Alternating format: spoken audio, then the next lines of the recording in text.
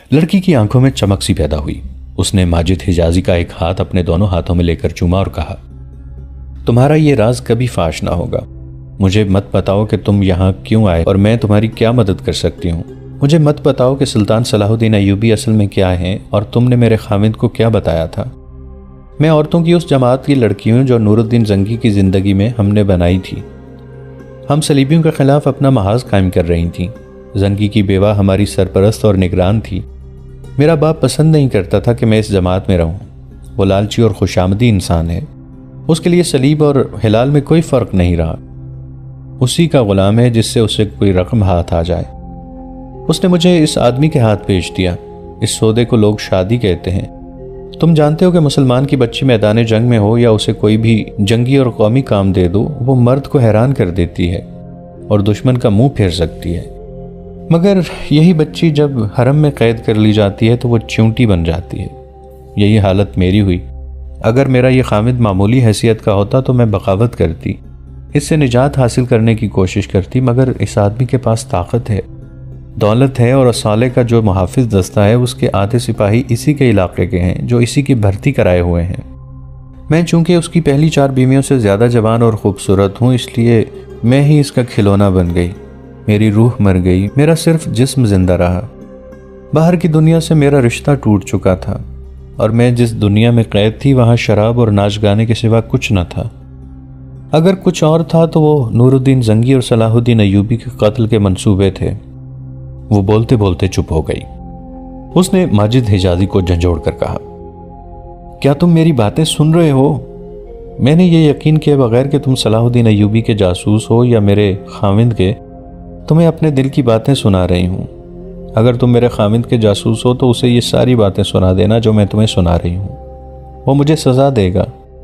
मैं अब हर किस्म की सज़ा बर्दाश्त करने के लिए तैयार हूँ। मेरे पास अब जिस्म रह गया है। यह जिस्म पत्थर बन गया है, रूह मर गई है। तुम्हारी रूह जिंदा है, माजिद हिजाजी ने कहा।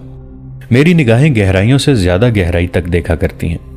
मैंने देख लिया था कि तुम्हारी रूह जिंदा है, वरना मैं तुम्हें अपना राज कभी ना बताता। मैं हुस्न और जवानी से मगलूब होने वाला इंसान नहीं हूं। मर्द हूं, अपनी जान इस्लाम के नाम पर वक्फ कर दी है। तुम बोलो, अपना दिल हल्का करती जाओ, मैं सुन रहा हूं। तुम्हारी दास्तान मेरे लिए नई नहीं, यह हर मुसलमान औरत की दास्तान है। इस्लाम का जवाल उसी रोज शुरू हो गया था जिस रोज एक मुसलमान ने हरम खोला और उसमें खूबसूरत लड़कियां खरीद कर कैद की थी। सलीबियों ने कहा कि अब इस कौम को औरत के हाथों मरवाओ। उन्होंने हमारे बादशाहों के हरम अपनी बेटियों से भरवा दिए। ये मेरे खामिद के घर में भी हुआ।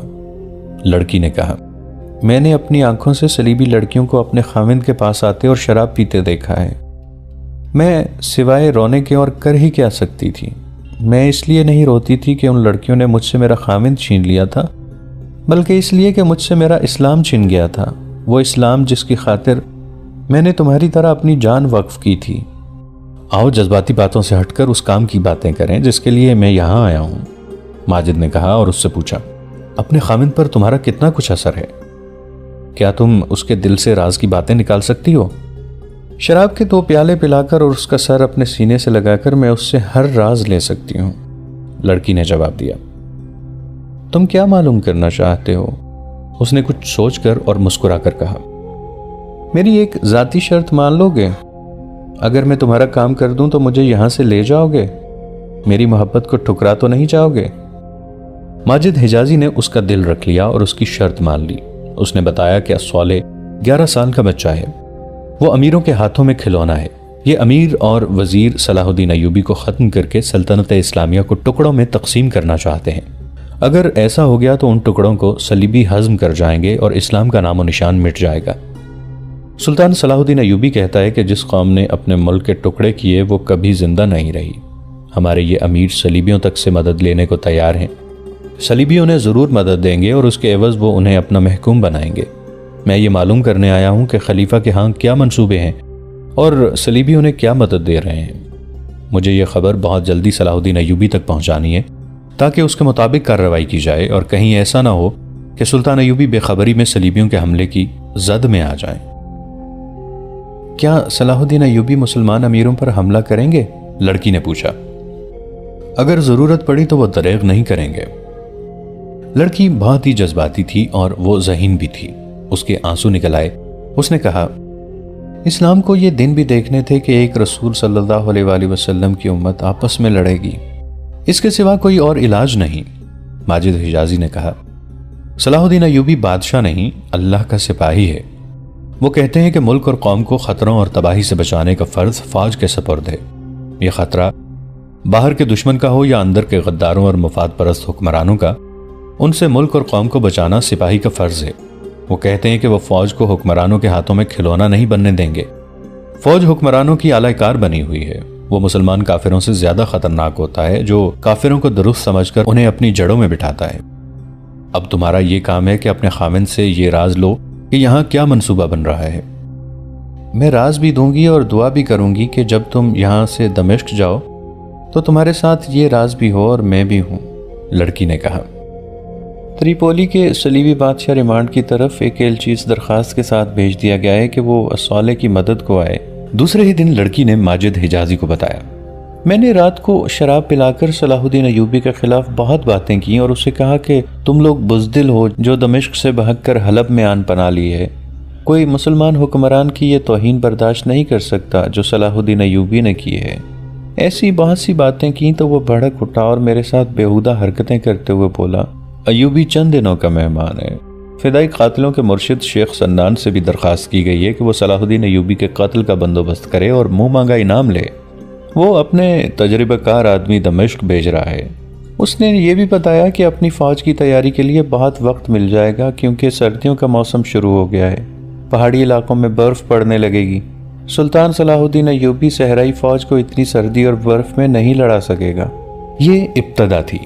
शराब और औरत एक मर्द के सीने से राज निकलवा रही थी। लड़की ने हर रात खामिन से दिन भर की कारगुजारी मालूम करनी शुरू कर दी और ये राज माजिद हिजाजी के सीने में महफूज होते गए। एक रोज खामिन ने माजिद से कहा, मुझे मुलाजिमों ने तुम्हारे मुतालिक एक काबिले एतराज बात बताई है। माजिद कांप उठा। वो समझा कि उसका भांडा फूट गया है, मगर खामिन ने कहा, तुम मेरी बीवी को वरगला रहे हो। मेरी गैर हाजिरी में तुम उसके पास बैठे रहते हो। मैं जानता हूं कि मेरे मुकाबले में तुम खूबरू हो और जवान भी। मेरी बीवी तुम्हें पसंद कर सकती है, मगर मैं तुम्हें जिंदा नहीं छोड़ूंगा। माजिद हिजाजी ने उसे यकीन दिलाने की कोशिश की कि ये उसकी गलत फहमी है, लेकिन उसके दिल में वहम पैदा हो चुका था। उसने अपनी बीवी से भी यही बात कही और उस पर पाबंदी आयद कर दी कि वो माजिद हिजाजी से नहीं मिल सकती। माजिद हिजाजी अभी वहां से निकलना नहीं चाहता था क्योंकि उसे अभी वहां का पूरा मंसूबा नहीं मिला था। उसने उस लड़की के खाविंद की डांट डपट सह ली और उसकी धमकियों से अपने ऊपर मसनूई खौफ की कैफियत भी तारी कर ली। उसकी मिन्नत समाजत भी की। उस शख्स ने उसे माफ तो कर दिया, लेकिन उसी रोज 6 बॉडीगार्ड्स ले आया। उस दौर में अमीर कबीर लोग अपने घर में बॉडीगार्ड रखने को इज्जत की निशानी समझते थे। उस आदमी ने माजिद हिजाजी समेत 7 बॉडीगार्ड्स रख लिए और उनमें से एक को कमांडर बना दिया। उस कमांडर ने माजिद को ये खुसूसी हुक्म बताया कि वो चूंकि आका की नजरों में मुश्तबा है, इसलिए वो मकान के दरवाजे तक भी नहीं जा सकता और रात को थोड़ी सी देर के लिए भी गैर हाजिर नहीं हो सकता। माजिद ने इस हुक्म के आगे भी सरे तस्लीम खम कर दिया और उसने ऐसा रवैया इख्तियार किया जैसे मर गया हो। 2-3 रातें ही गुजरी होंगी। आधी रात के वक्त ये लड़की बाहर निकली। बड़े दरवाजे पर एक बॉडीगार्ड पहरे पर खड़ा था। लड़की ने उससे आकाओं के जलाल और रौब से पूछा, तुम यहीं खड़े रहते हो या मकान के इर्द गिर्द चक्कर भी लगाते हो? उसने कुछ जवाब दिया तो लड़की ने कहा, तुम नए आदमी हो। हमारे दमिश्क वाले मुहाफिज बहुत होशियार और चौकस थे। तुम अगर यहाँ नौकरी करना चाहते हो तो तुम्हें इसी तरह होशियार और चौकस बनना पड़ेगा। आका बड़ी सख्त तबीयत के मालिक हैं।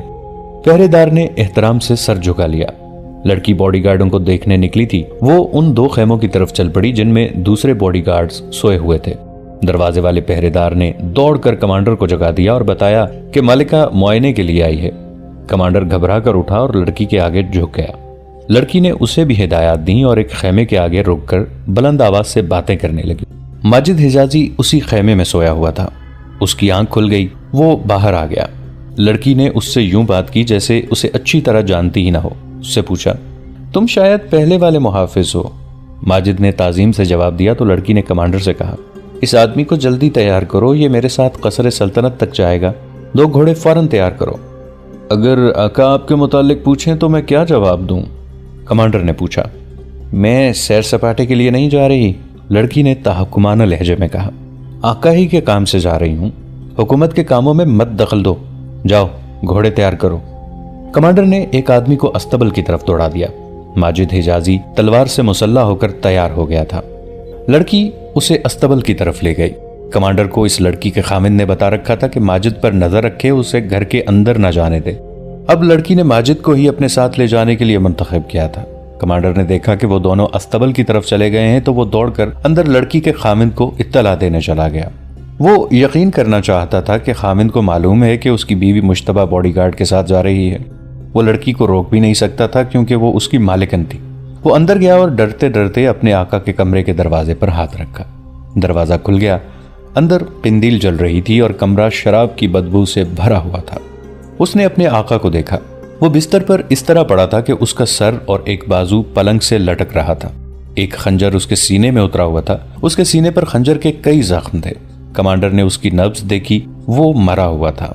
उसके कपड़े खून से लाल हो गए थे। माजिद हिजाजी को लड़की बता चुकी थी कि उसने अपने खामिन से सारा मंसूबा मालूम कर लिया है और अब इस मंसूबे पर अमल शुरू हो रहा है। उसने खामिन को रोजमर्रा की तरह शराब पिलाई और इतनी पिलाई कि वो बेहोश हो गया। लड़की उसे बेहोशी की हालत में ही छोड़कर आ सकती थी, लेकिन इंतकाम के जज्बे ने उसे पागल कर दिया। उसने उसी के खंजर से उसका सीना चलनी कर दिया और खंजर उसके सीने में ही रहने दिया। माजिद हिजाजी घबराया नहीं। वो तो हर लम्हा किसी न किसी अचानक पैदा होने वाली सूरत हाल के लिए तैयार रहता था। उसने लड़की के इस इक़दाम को सराहा और उसे कहा कि वो इत्मीनान से घोड़े पर सवार हो जाए। वो जो ही घोड़े पर सवार होने लगे, रात की खामोशी में एक आवाज बड़ी ही बुलंद सुनाई देने लगी। घोड़े मत देना, इन्हें रोक लो, वो आका को कत्ल करके जा रही है। 6 के 6 बॉडीगार्ड्स तलवारें और बर्छियां उठाए बाहर आ गए। माजिद और लड़की घोड़ों पर सवार हो चुके थे। उन्हें इसी रास्ते से गुजरना था जहां बॉडीगार्ड्स थे। माजिद ने लड़की से कहा कि वो घुड़सवारी नहीं कर सकती तो उसके घोड़े के पीछे बैठ जाए, घोड़ा सर पर दौड़ाना पड़ेगा। लड़की ने खुद एतमादी से कहा कि वो घोड़ा दौड़ा सकती है। माजिद ने उसे कहा कि वो घोड़ा उसके पीछे रखे। माजिद ने तलवार निकाल ली। उधर बॉडीगार्डों का शोर बढ़ता जा रहा था और अस्तबल की तरफ दौड़ते आ रहे थे। माजिद ने घोड़े को एड़ लगा दी। उसके पीछे लड़की ने भी घोड़ा दौड़ा दिया। कमांडर की आवाज गरजी, रुक जाओ, मारे जाओगे। चांदनी रात थी। माजिद ने देख लिया कि बॉडीगार्ड बर्छियां ऊपर किए उसकी तरफ आ रहे हैं। उसने घोड़े का रुख उनकी तरफ कर दिया और आगे जाकर तलवार घुमाने लगा। घोड़े की रफ्तार उसकी तवक्को से ज्यादा तेज थी। 2 बॉडीगार्ड उसके सामने आ गए और घोड़े तले कुचले गए। एक बर्छी उसकी तरफ आई जो उसने तलवार के वार से बेकार कर दी। कमाने निकालो, कमांडर ने चिल्लाकर कहा। बॉडीगार्ड तजर्बाकार मालूम होते थे। जरा सी देर में 2 तीर माजिद हिजाजी के करीब से गुजर गए। उसने घोड़ा दाएं बाएं घुमाना शुरू कर दिया ताकि तीरंदाज निशाना न ले सके। उतने में वो तीरों की जद से निकल गए। अब यह खतरा था कि बॉडीगार्ड घोड़ों पर ताकुब करेंगे, लेकिन उसे पकड़े जाने का डर नहीं था क्योंकि घोड़ों पर जीने कसने के लिए जो वक्त सर्फ होना था वो उसके लिए दूर निकल जाने के लिए काफी था। और हुआ भी यही। आबादी से दूर निकल जाने तक उसे ताकुब में आते घोड़ों की आवाजें सुनाई न दी। उसने लड़की से कहा कि अब घोड़ा उसके पहलू में कर ले। लड़की का घोड़ा जब उसके पहलू में आया तो माजिद ने लड़की से पूछा कि वो घबराई या डरी तो नहीं। लड़की ने जवाब दिया कि वो बिल्कुल ठीक है। लड़की ने उसे दौड़ते घोड़ों के साथ बुलंद आवाज से सुनाना शुरू कर दिया कि उसने कौन सा राज अपने खामिन से हासिल किया है। माजिद ने उसे कहा कि आगे चलकर रुकेंगे तो सारी बात सुनूंगा, लेकिन लड़की बोलती रही। माजिद ने जब बार बार उसे कहा कि चुप हो जाए, उसे कुछ समझ नहीं आ रही कि वो क्या कह रही है, तो लड़की ने कहा, फिर रुक जाओ, मैं ज्यादा देर इंतजार नहीं कर सकूंगी। माजिद अभी रुकना नहीं चाहता था और लड़की बोलती जा रही थी। आखिर लड़की ने हाथ लंबा करके माजिद के घोड़े की बागें पकड़ ली। उसके लिए उसे आगे झुकना पड़ा। तब माजिद ने देखा कि लड़की के दूसरे पहलू में तीर उतरा हुआ है। माजिद ने फौरन घोड़ा रोक लिया। ये तीर मुझे वहीं लग गया था, लड़की ने कहा। मैं इसीलिए तुम्हें दौड़ते घोड़े से असल बात सुना रही थी कि मरने से पहले ये राज तुम्हें दे दूं। माजिद हिजाजी ने उसे घोड़े से उतारा और जमीन पर बैठकर उसे अपनी आगोश में ले लिया। उसने तीर को हाथ लगाया। वो खासा अंदर चला गया था, निकाला नहीं जा सकता था। ये जराह का काम था जो पट्ठा चीर कर तीर निकाल सकता था। इसे रहने दो, मेरी बात सुनो, लड़की ने कहा और उसने माजिद को सारा मंसूबा सुना दिया जो उसने खामिद से सुना था। मेरा ख्याल है कि ये शक किसी को नहीं होगा कि हम कोई राज लेकर हलब से भागे हैं। वो मंसूबे में कोई तब्दीली नहीं करेंगे। मुहाफिजों तक को मालूम है कि मेरे खामिद को शक है कि मेरे और तुम्हारे दरपर्दा ताल्लुकात हैं। वो यही कहेंगे कि मैं तुम्हारे साथ मोहब्बत की खातिर भागी हूँ। लड़की सारी बात सुना चुकी तो उसने माजिद का हाथ चूम कर कहा, अब सुकून से मर सकूंगी, और उस पर गशी तारी होने लगी। माजिद ने दूसरे घोड़े को अपने घोड़े के पीछे बांध दिया, लड़की को अपने घोड़े पर डालकर उसके पीछे बैठ गया और उसे ऐसी पोजीशन में साथ लगा लिया कि तीर उसे तकलीफ न दे, मगर तीर अपना काम कर चुका था। वो जब दमिश्क में अपने कमांडर हसन बिन अब्दुल्ला के पास पहुंचा, उस वक्त लड़की को शहीद हुए कमोबेश 12 घंटे गुजर गए थे। उसने कसरे हल्ब का तमाम तर मंसूबा सुनाकर बताया कि ये कारनामा इस लड़की का है। हसन बिन अब्दुल्ला उसी वक्त माजिद हिजाजी को और लड़की की लाश को सलाहुद्दीन अयूबी के पास ले गया। माजिद हिजाजी ने बताया कि लड़की क्या थी और उसे बाप ने किस तरह एक जागीरदार के हाथ फरोख्त किया था। माजिद ने लड़की की सारी बातें सुल्तान अयूबी को सुनाई। बाद में मालूम हुआ था कि लड़की का बाप भी दमिश्क से भाग गया था। सुल्तान अयूबी ने लड़की की लाश नूरुद्दीन जंगी की बेवा के हवाले कर दी और हुक्म दिया कि लड़की को फौजी एजाज के साथ दफन किया जाए। लड़की ने मरने से पहले माजिद हिजाजी को जो मंसूबा बतलाया था वो मुख्तसरन यूं था कि सुल्तान अल मुल्क सालेह तमाम मुसलमान ममलिकतों के उमरा को सुल्तान अयूबी के खिलाफ मुत्तहिद कर रहा था और उनकी फौजों को एक कमांड के तहत लाना चाहता था। ट्रिपोली के सलीबी हुक्मरान रिमांड को मदद के लिए आमादा कर लिया गया था। ये लड़की जो नई खबर लाई थी ये थी कि रिमांड अपनी फौज को इस तरह इस्तेमाल करेगा कि मिस्र और शाम के दरमियान सुल्तान अयूबी के लिए रसद और कुमक के रास्ते रोक देगा। उसने ये महसूस कर लिया था कि सुल्तान अयूबी जंग की सूरत में मिस्र से कुमक मंगवाएगा। इसके अलावा रिमांड सुल्तान अयूबी को घेरे में लेने के लिए अपने तेज रफ्तार सवार दस्ते हरकत में रखेगा। जरूरत महसूस हुई तो रिमांड दूसरे सलीबी हुक्मरानों को भी मदद के लिए बुलाएगा। हसन बिन सबाह के पैरोकार फिदाइयों के साथ सलाहुद्दीन अयूबी के कत्ल का सौदा तय कर लिया गया था। फिदाई फौरी तौर पर दमिश्क पहुंच रहे थे। इस तमाम तर मंसूबे का हर हिस्सा अहम था, लेकिन सुल्तान अयूबी ने इसके जिस हिस्से पर सबसे ज्यादा तवज्जो दी थी वो ये था कि दुश्मन सर्दियों का मौसम गुजर जाने के बाद जंग शुरू करेगा। इन इलाकों में सर्दी ज्यादा पड़ती थी, बारिशें होती थीं और बाज़ जगहों पर बर्फ भी पड़ती थी। ऐसे मौसम में जंग नहीं लड़ी जा सकती थी और ना ही कभी लड़ी गई थी। यहाँ जिसने भी हमला किया खुले मौसम में किया। लड़की की हासिल की हुई मालूमात के मुताबिक मंसूबे में शामिल किया गया था कि फौजें कलाबंद हो जाएं, फौजों की नफरी में इजाफा किया जाए और हमले की तैयारी की जाए। मौसम खुलते ही इन फौजों को शाम पर हमला करना था। सलीबी हुक्मरान रिमांड को जंगी मदद का मुआवजा पेश किया गया था जो सोने के सिक्कों की सूरत में था। रिमांड ने शर्त पेश की थी कि उसे यह मुआवजा पहले अदा कर दिया जाए। अस्वाले के हवारी उमरा ने फैसला किया था कि मुआवजा फौरन भेज दिया जाए।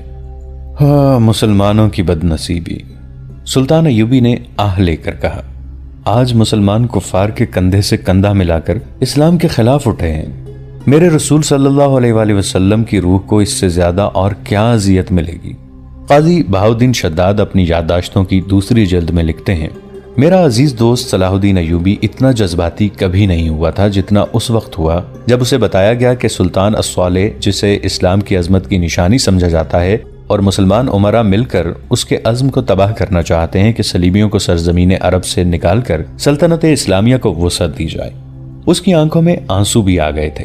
वो कमरे में टहल रहा था, रुक गया और ऐसे जोश में बोला जिसमें जज्बातियत ज्यादा थी।